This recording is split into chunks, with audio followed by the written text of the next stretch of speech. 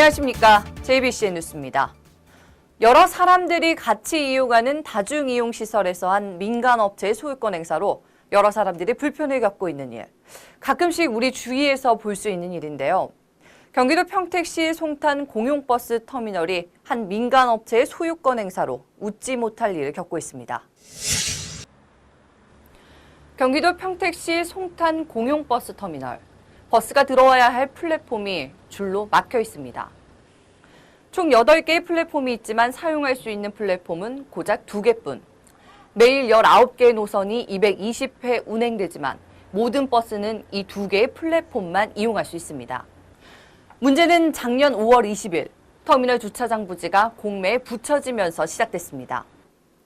그중 일부가 A 업체에게 낙찰됐고 이 업체는 주차장 부지를 임대해 버스터미널을 운영하고 있는 B 업체 측에 임대료 인상을 요구했습니다. 인상된 임대료는 연간 7,400여만 원. 그동안 연간 400만 원의 임대료를 내던 B 업체 측에서는 20배 가까이 오른 임대료를 감당할 수가 없었습니다.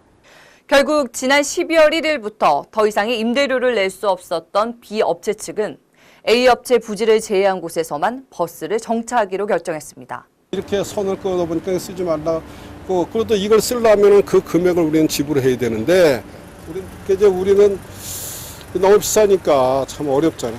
지금 있는 사람도 간신히 그 운영하고 있는데.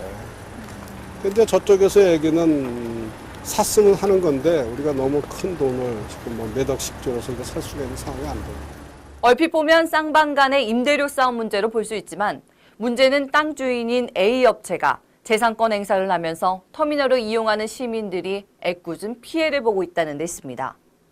수많은 버스가 공동으로 한두 곳만 사용하다 보니 내가 타야 할 버스가 어떤 버스인지 헷갈린다는 겁니다. 아무래도 차가 들어오는데 이제 이렇게 제 자리에 안 들어오잖아요. 그러니까 잘 보고 타야 되니까 그게 제일 좀 불편하죠. 들어올 때마다 이제 어느 차가 지금 순번대로 이제 이렇게 예전에는 번호대로 타면 되는데 지금 그게 안 되니까 들어올 때마다 눈여겨봐야 돼요. 특히 터미널을 이용하는 외국인들의 불편은 더 심각합니다. 평택 오산 미군기지가 근처에 있어 이용하는 외국인들의 수가 많은데 다들 입국할 때 짐이 많은 편이라 터미널 주차장을 이용할 수 없다는 건 이해할 수 없다는 반응입니다. 인천공항 도착했는데 손님이 문건 짐이 많이 있잖아요. 그래서 바깥에 그냥 여기 주차할 수 없으니까 여기 바깥에는 그냥 세워놓고 그 손님이 그냥 너무 불편. 가끔 또 안전 문제도 우려되는 상황이었습니다. 터미널 상황이 이렇다 보니 버스 출발이 자주 지연돼 운행 중에 과속을 하지 않는 한 도착 시간을 맞출 수 없는 겁니다. 을 갖다 2개로다가 그 홈에 들어올 차들을 2개로다가 한꺼번에 몰리면 시간이 돼도 저 뒤에서 기다리고 있어야 돼. 앞차가 빠질 때까지. 그러면은 솔직히 말해서 이게 뭐 시외버스라서 이 텀이 길지만 그래도 여기서 한 2분, 3분씩 한 5분씩 심할 때는 막 뺏기고 나면은 기사들 입장에서는 바빠요. 그러다 보면 뭐 과속도 하게 되고. 관할 지자체인 평택시는 민간이 운영하는 터미널이기 때문에 당사자들에게 원만한 합의를 위한 협조를 구할 뿐 딱히 해결 방법이 없다는 입장입니다. 현재로서는 다른 방법은 없습니다. 뭐 잘 해결되는 수밖에는. 권리를 앞세워 시민들의 불편을 야기시키고 있는 송탄 공용버스 터미널의 재산권 행사 문제.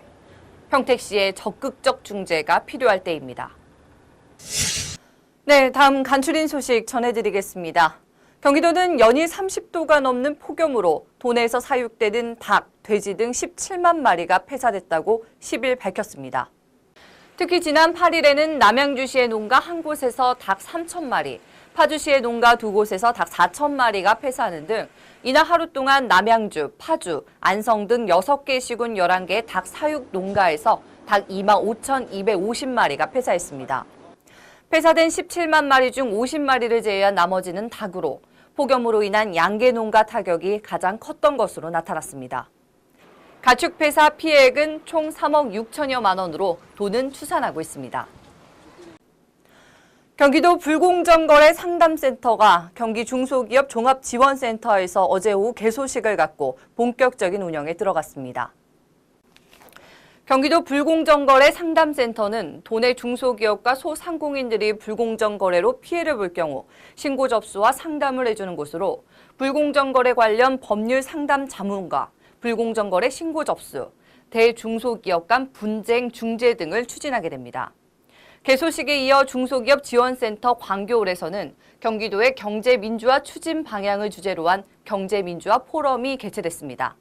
이날 포럼에 참석한 남경필 경기도지사는 중소기업과 소상공인이 겪는 각종 불공정거래에 대한 법률 지원 사업과 경기도형 동반성장 모델 창출 등을 추진하겠다고 전했습니다. 오산시는 8월부터 중형차의 등록 번호판 교부 대행 수수료를 30% 인하한다고 10일 밝혔습니다. 이에 따라 중형차 등록 번호판 교부 대행 수수료는 기존 13,000원에서 9,000원으로 줄게 됐습니다. 오산시는 이번 번호판 교부 수수료 인하로 민원인의 경제적 부담을 더는 한편 차량 등록 증가도 기대돼 세수 증대에 도움이 될 것으로 전망하고 있습니다. 연일 30도를 웃돌던 폭염이 오늘부터는 서서히 풀릴 것으로 예상됩니다. 오늘 밤부터 내일 사이에 곳곳에 비 소식이 전해지고 있는데요. 수도권 지역은 비구름이 올라오지 못해 구름만 낄 것으로 보여집니다.